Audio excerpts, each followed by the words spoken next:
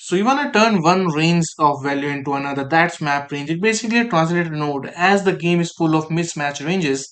For example, health is 0 to 100, but progress bar is generally 0 to 1. Volume sliders are generally 0 to 10.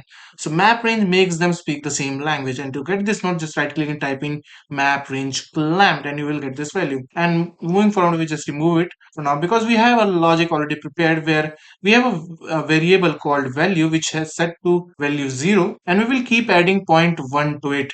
And as we move forward, it actually go from 0 to 1, but the out range will be 0 to 100 and it won't cross the value of 100 and 1 for that matter. Let's just check it out for now. And I will just compile this node and it will just print string everything that we put into it. So now as you can see, it is adding a 10 into it because it actually adding zero point 0.1 into it, but zero point 0.1 translate to 0 to 100, which is 10. So if we add a little less like 0.05, then it will keep at 5 to it. As you can see on the screen, it's very clear here. It is essential for UI scaling, sound fading based on distance, or scaling effect with damage. It makes your number flexible and usable anywhere.